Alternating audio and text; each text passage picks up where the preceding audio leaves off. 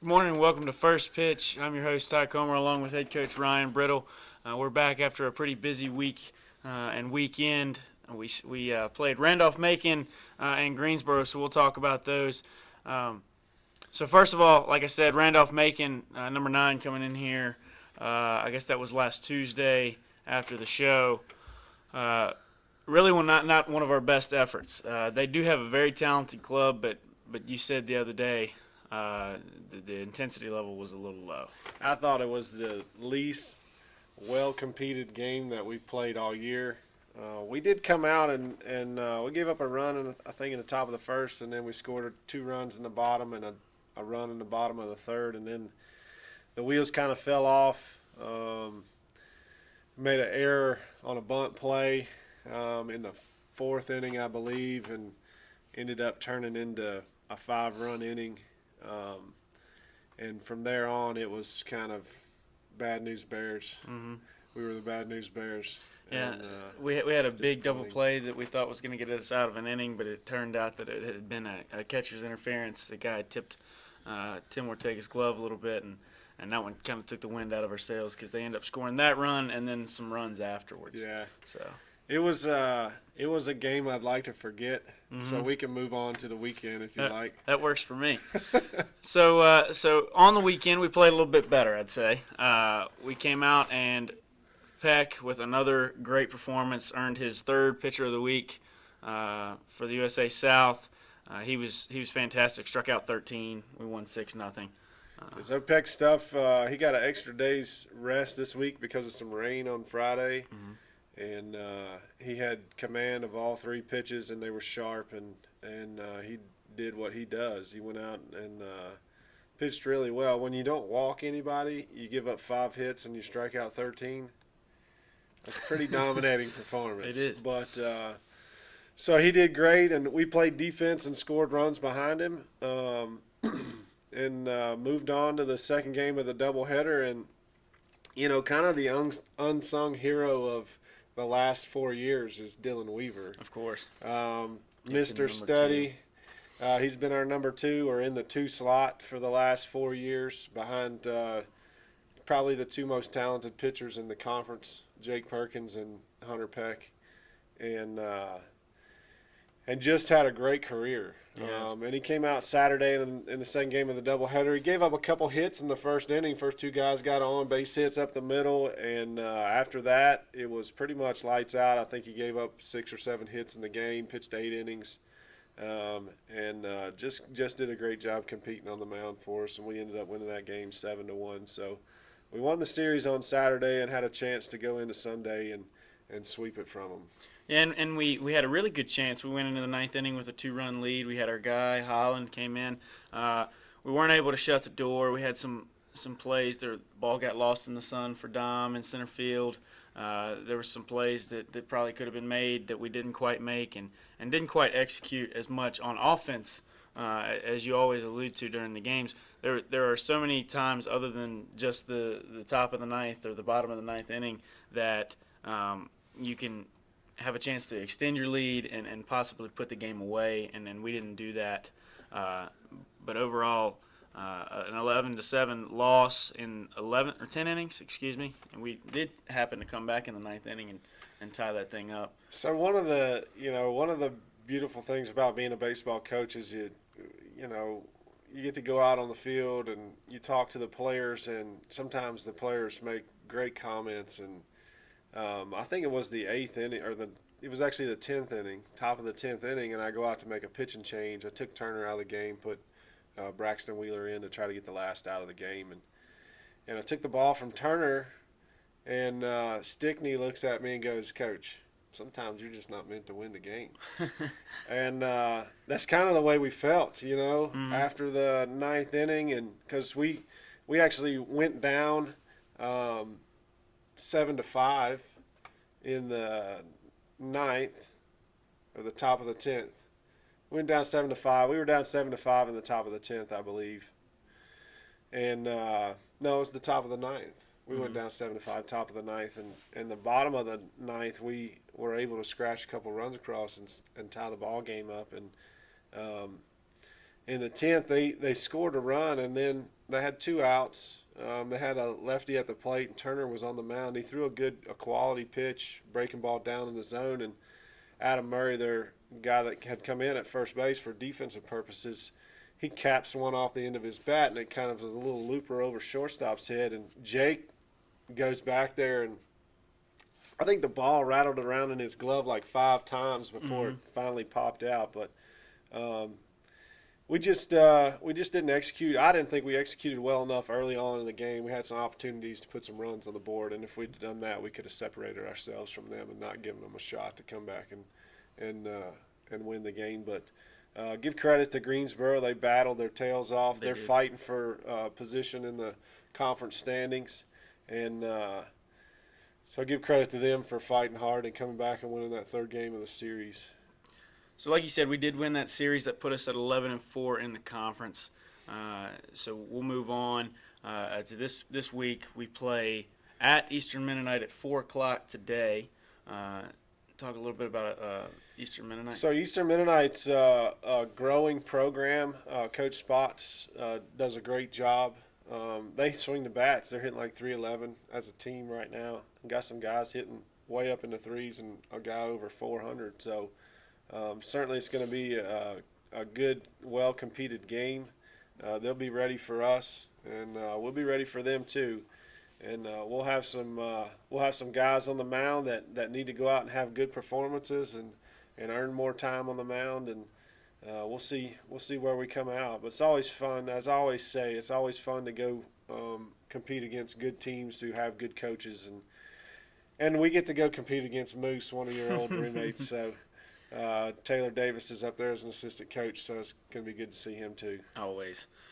So then also today at our home field here, when we get the tarp off here in about 20 minutes, we'll have, did you say Surrey's coming in Surrey today Community for the College. JV team? Yeah, so Surrey will come in. They've got a really good club this year. They can swing the bats a little bit. We played them last week and got beat in a doubleheader. So we play them a single 9-inning game today at 5 o'clock.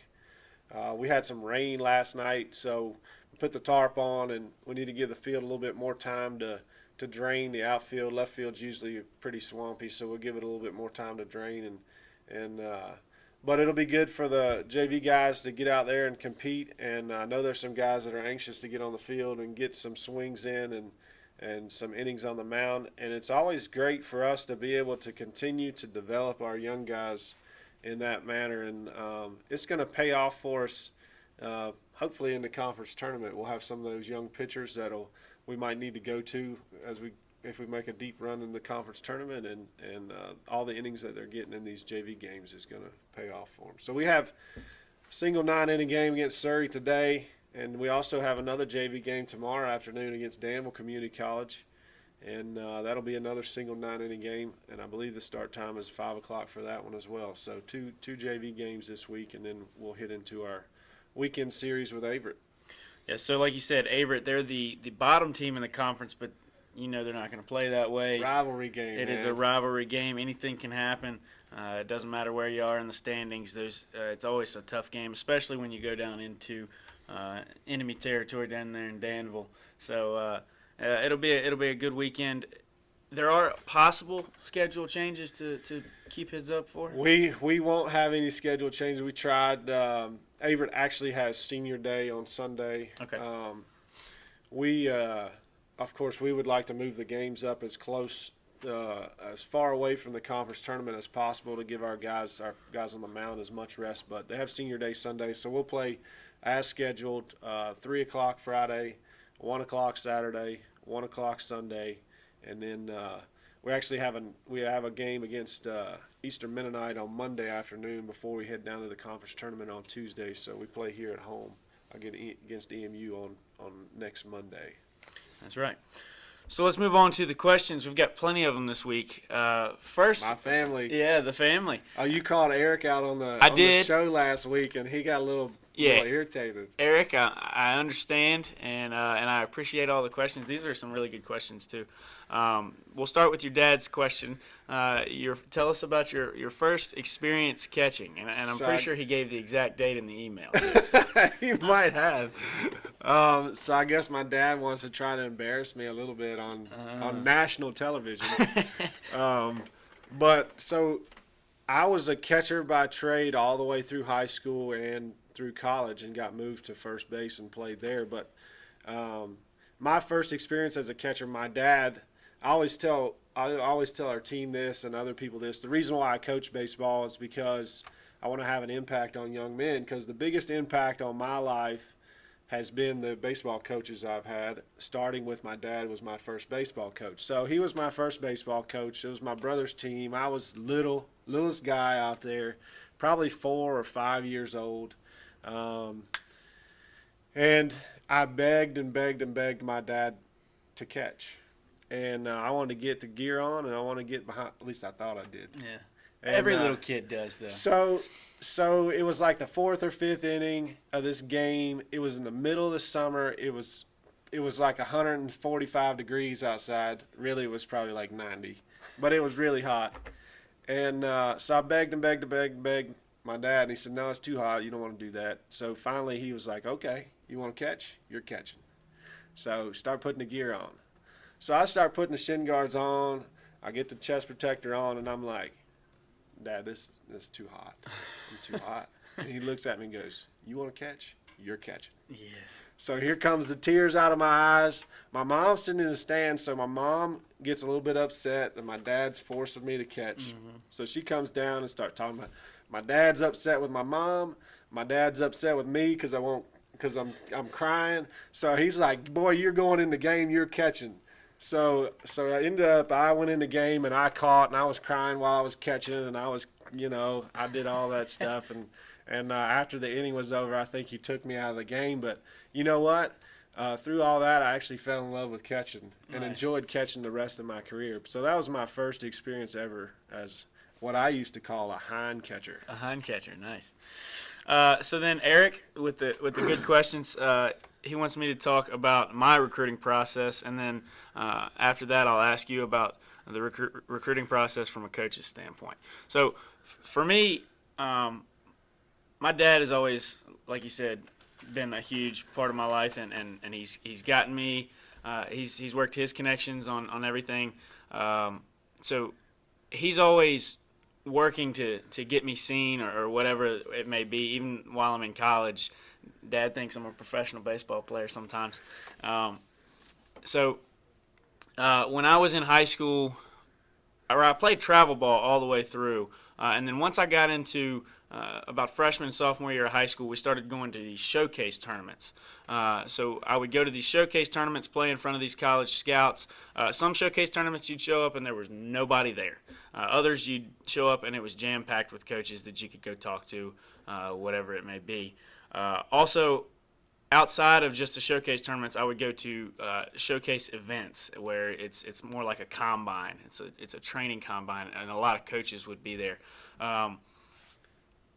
The recruiting process, I got recruited by a few Division IIIs around Virginia, Lynchburg, Roanoke, Ferrum, Shenandoah, to name a few. At that point, it was Coach Hunley was our assistant coach here at Ferrum.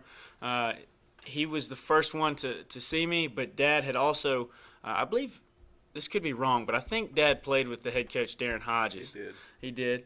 And actually, Coach Hunley's dad was an assistant coach and a cop here while Dad was at school here, too. There are deep ties to the baseball program. Deep ties to the baseball program. So originally, Ferrum didn't have a media and communications program, so I kind of just cast them to the side. And then one day, Coach Hunley emails me and says, "Hey, look, we just got this media and communications program. Would you want to check it out?" And I did, and I came, and I fell in love with it.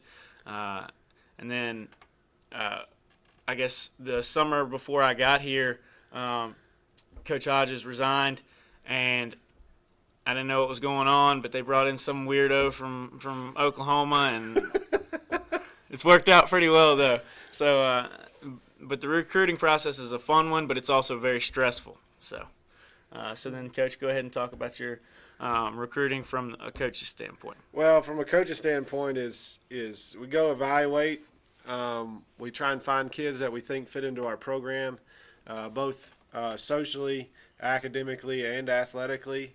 And basically, for me, it's all texting now.